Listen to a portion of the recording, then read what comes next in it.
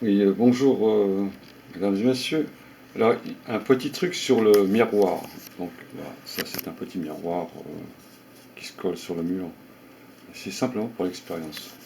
Alors, personne n'y pense, mais alors, le miroir, il a un truc quand même assez bizarre, hein, vous allez voir.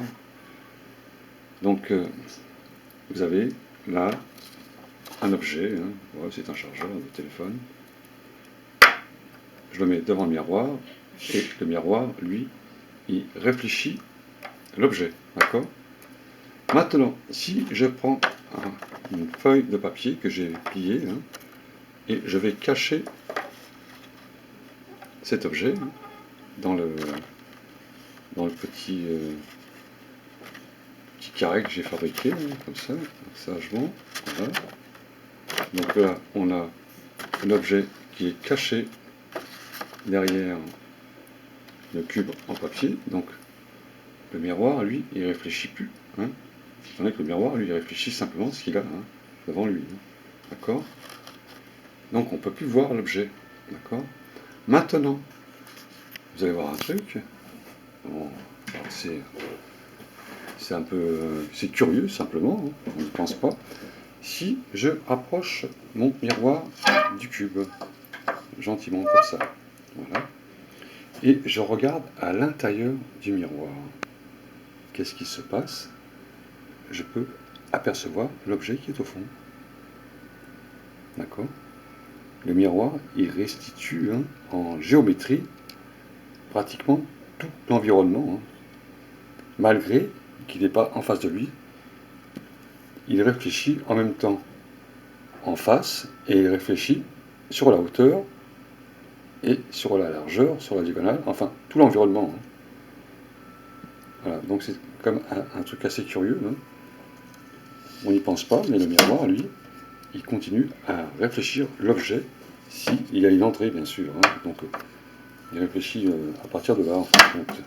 Je le pose comme ça sur le meuble, là, et on va rapprocher la petite chose, là, vous voyez, et on voit que derrière, on a bien l'objet qui se trouve ici, au fond. Donc, on peut voir l'objet qui se trouve au fond, carrément. Hein. Ici, on peut le voir à l'intérieur du miroir qui se trouve ici. Le miroir, il réfléchit la face, mais il réfléchit aussi dans ce sens-là, à l'intérieur. C'est quand même incroyable. Hein. Donc il y a une explication physique hein, sur le miroir. Hein. On sait que c'est des petits grains d'argent, je crois, hein, des atomes d'argent. J'ai lu ça sur Google d'ailleurs. Hein. Les atomes d'argent à l'intérieur captent et réfléchissent les rayons lumineux pour que la conservation de l'énergie soit vraie. Les rayons lumineux doivent être renvoyés dans le même angle que celui dans lequel ils ont frappé le miroir. Voilà l'explication. Hein. Le miroir fonctionne donc sur le principe de la réflexion qui lui-même fait partie de ce qu'on appelle l'optique géométrique. Le miroir, il réfléchit géométriquement. C'est-à-dire qu'il est capable de réfléchir à un élément qui se trouve à l'intérieur par rapport à là. C'est quand même incroyable. Hein. Tout ce qui se passe à l'intérieur, le miroir, lui, il l'a réfléchi à partir de là. C'est un truc un peu bizarre. Hein. Ça marche comme un millefeuille. Hein. Il restitue la lumière jusqu'au fond.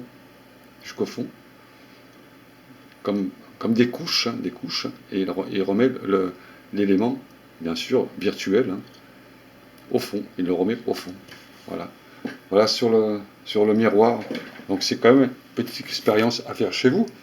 Et quand on n'y pense pas, on n'a pas idée hein, de ce que le miroir peut faire. Hein. C'est 4 dimensions, je ne sais pas combien de dimensions, mais il est capable de restituer des éléments qui sont complètement au fond d'un autre, un autre objet où on le cache.